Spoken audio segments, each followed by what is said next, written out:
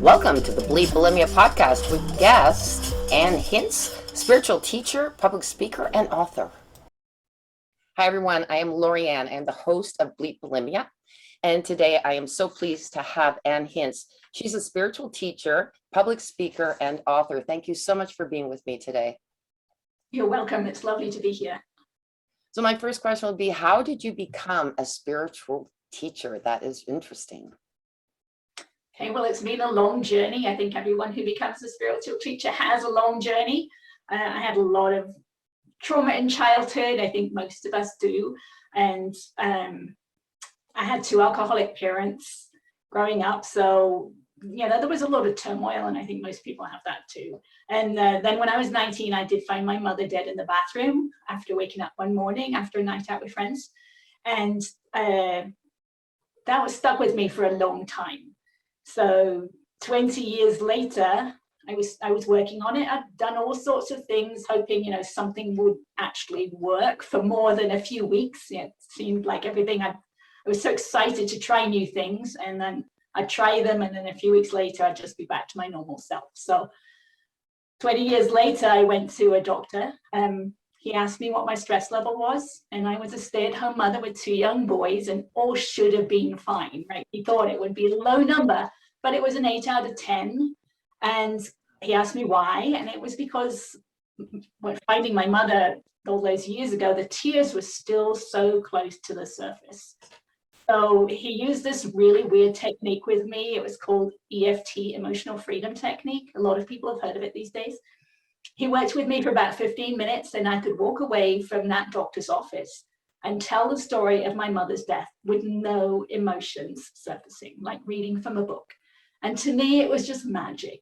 And so a couple of days later, I had a cat, a 17-year-old cat that needed saline injections each day. And the first time I did it, my hand was shaking, and it's like I wasn't sure I could even do it. So I thought, okay, I'm going to do this technique on myself around this giving my cat injections. So I worked with the physical fear of the injections, and then I worked on my history around injections. I've had a lot of them as a child, and I just let go of those emotions, and then the needle just slid right in. It was just crazy the way things had changed just in 24 hours. And every day after that, I could just do it, and it was totally fine. So I wanted something to change. I wanted to feel different. I'd go to school, and there were these parents there, these mothers who were so calm. And on the inside, I was not at all calm. So I wanted that to change. I really, really wanted that to change. So I started to do this work. I started to use this technique. I wrote all my childhood traumas down, and I went through one every single day. And my mind became quiet. And I realized that my mind had been so busy because my dad's voice, my dad's words had been in my mind, saying, that was a stupid thing to do, or, how dumb, or whatever. The words that I used for myself were just his words. And I didn't realize that until I could get beyond it and look back and see, oh, that's what was happening. So then my mind became quiet, and I started to be aware of not just my feelings. When someone would ask me how I felt about something early on, I didn't know what to say. So I would deflect the question and say, oh, I'm okay, how are you feeling? Right? I had no idea because I had so much resistance inside of myself. So it got to the point where I totally knew how I was feeling. And then it got further, right? It went further than this and started to be able to feel the physical sensations around emotions. So like, when you're angry, there's probably maybe tension inside your stomach, maybe in your jaw, maybe in your fists.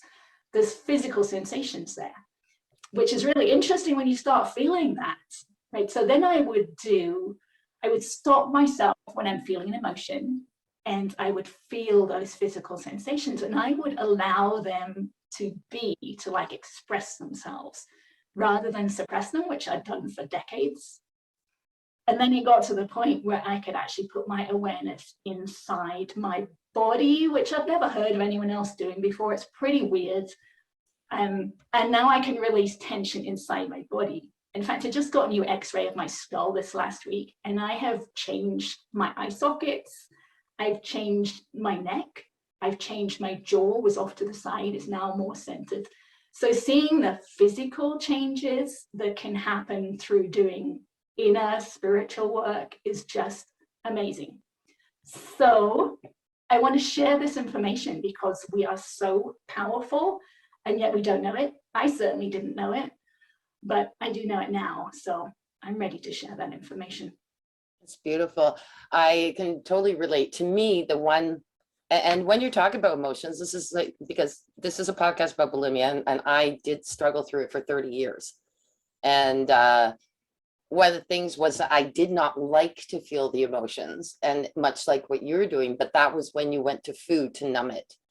When I quit, one of the most interesting emotions was pain of sadness or loss, and you can feel yourself literally choking. Like it feels like you're choking when you're that sad, or you're crying really.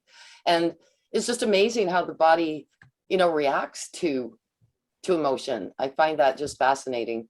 So totally. Yeah. And when I was a child, my dad was pretty harsh. He was pretty strict and verbally violent. And the only time that he was really, really happy with me was when I finished everyone's food. Like if we went out to a restaurant and there were things left over, if I ate them, he was so happy with me. So that's not a good program to store inside of yourself. So I had some of those things happen too. And I remember when I moved out to the States when I was 21, kind of to get away from him because he wanted me to be his housekeeper. So I moved out here, and I would find myself eating to keep those emotions down. And I knew kind of on some kind of conscious level that I was doing it, but it was too scary to look at those emotions. So yes, it did take some work along the way to balance that, to let go of the food and allow those emotions to come up. And that's one of the things that this technique, EFT, it's a really simple technique, and I loved it because I could do it myself. I'm someone who likes to do things myself. You can learn it in 10 minutes, and it releases the emotional charge stored in the body, physically stored in the body around those emotions and that history that's stored inside of us. and I think that's really important. I know that through my clients, a lot of them, food becomes, it revolves around their life every day, what they talk about, the calories, how much I ate, how much I didn't, whatever. They're really not focusing on what you're talking about. There's an underlying reason for it. I mean, that's interesting what you were saying. You were getting the reward of your dad's happiness by eating everything, and that was a good feeling, but it wasn't associated properly with the food. And that's what happens with bulimia as well. So I like this because and fear of emotions, I think, is one of them.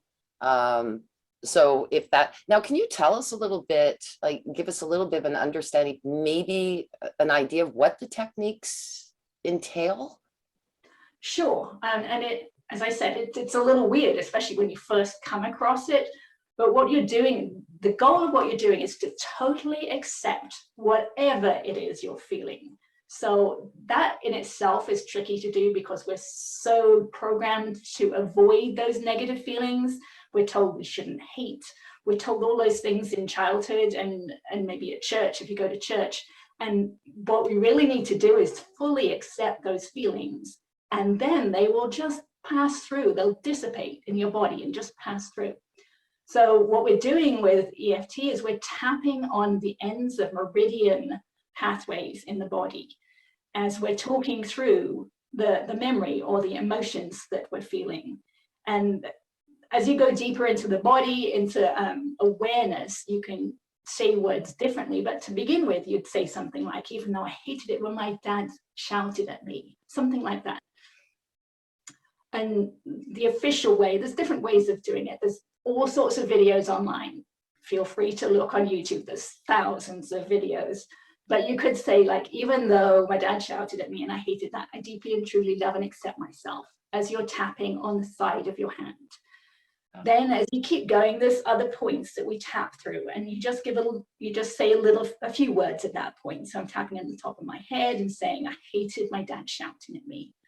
And then I'm tapping at the beginning of my eyebrows. I hated that my dad shouted at me. Then on the edge of the eye, I hated it that my dad shouted at me. Then under the eye, I hated it that my dad shouted at me. Then under the nose, I hated it that my dad shouted at me. Then under the chin, or on the chin, I hated that my dad shouted at me. Then there's a collarbone point. I hated it that my dad shouted at me, and I'm tapping all along. And then under the arm, I hated it that my dad shouted at me.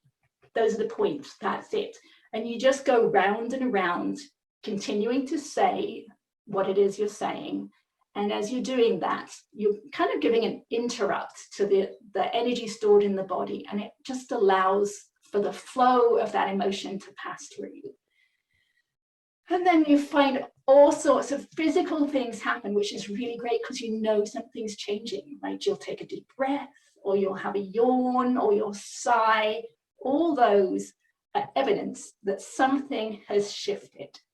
And it's really great. So to begin with, if you're really emotional, I don't have a lot of emotion stored in me anymore. But to begin with, I'd talk about my mother, and the tears would flow. And I'd just keep tapping until the tears were all used up. They're all gone.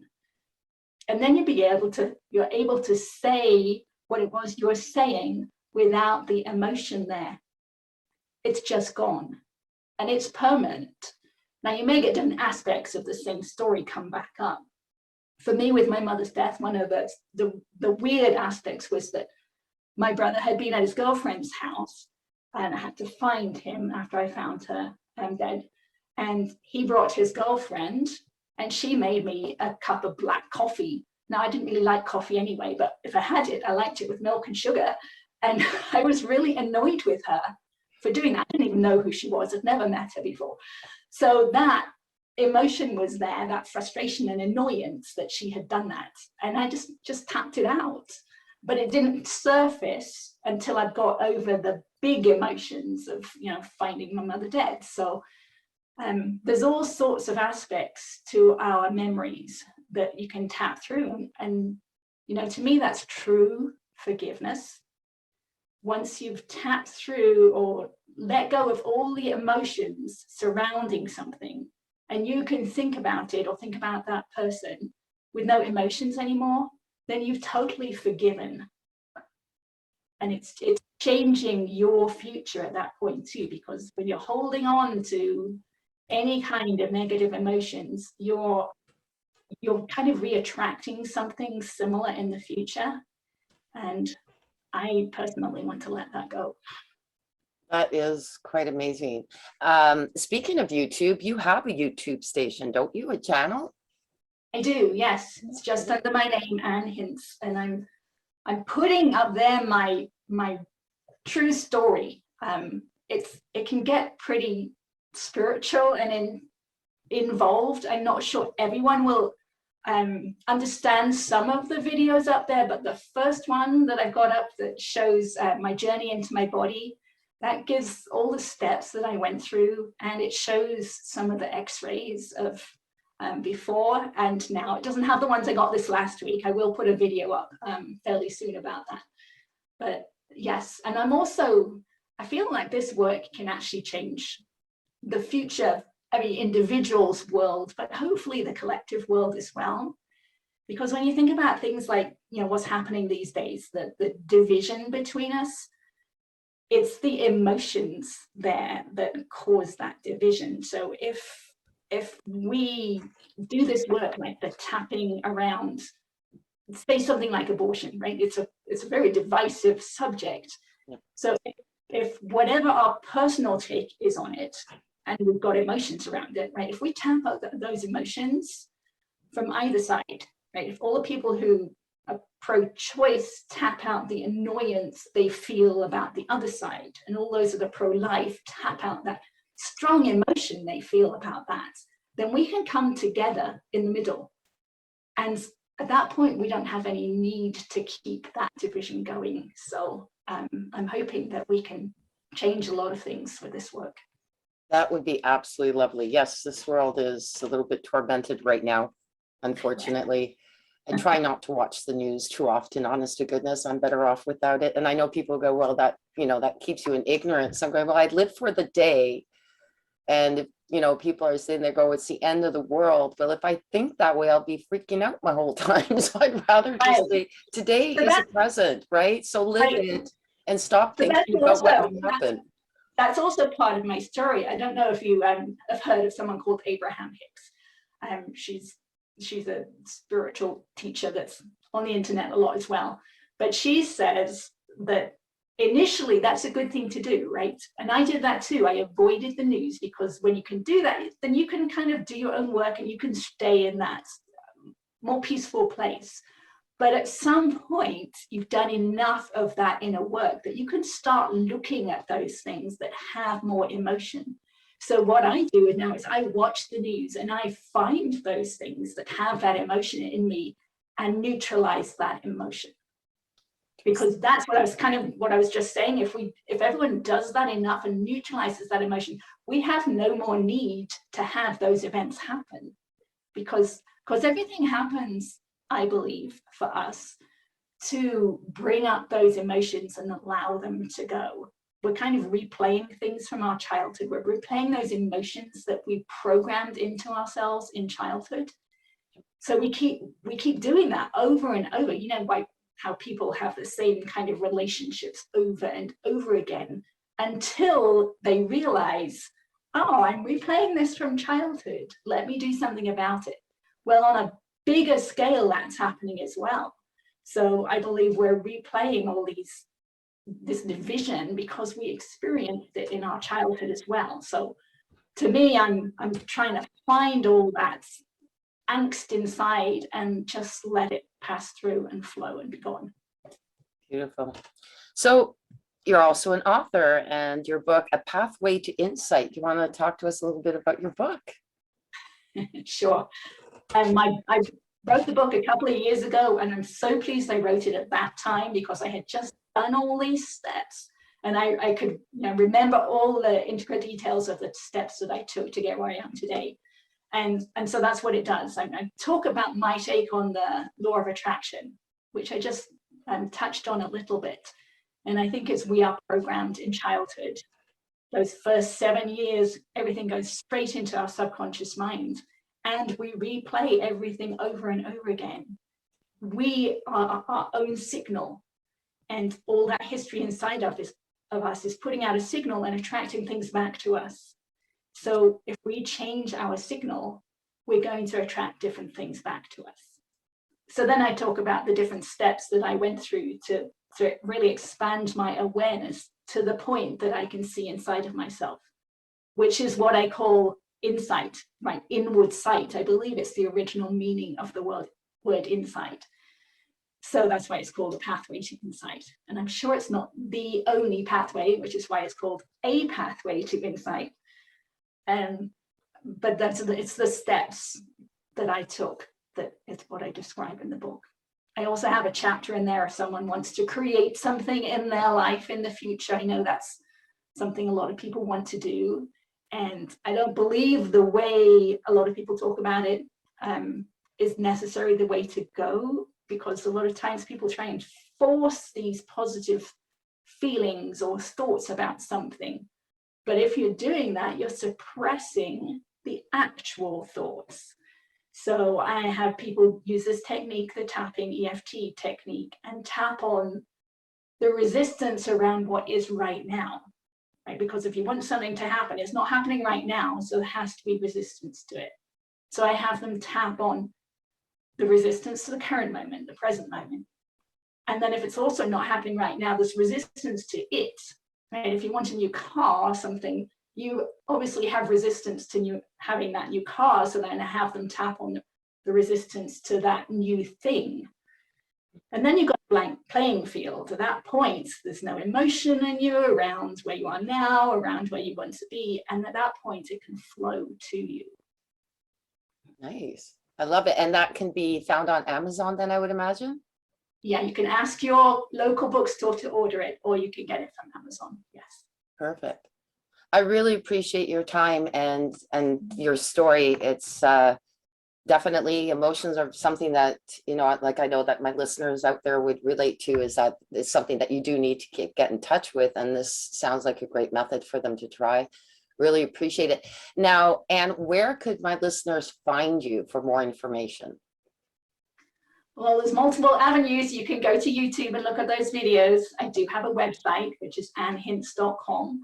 And I do have a Facebook page that you can look on. Actually, I put the x-rays that I had this week, I put the photos up yesterday for people to see. So any of those places. And the Facebook is also Anne Hince. It is, yes. Perfect. Beautiful. I really appreciate your time. Thank you so much for being with me today. As I said before, this is very important information. I like for my listeners to have different venues in different ways, because not everything works for one person. So I really appreciate you sharing this method. I really do. Thanks again. Thank you very much. It was a pleasure. Okay, take care. Bye-bye. Thank you for listening to this episode. Be sure to visit me at bleepbulimia.com.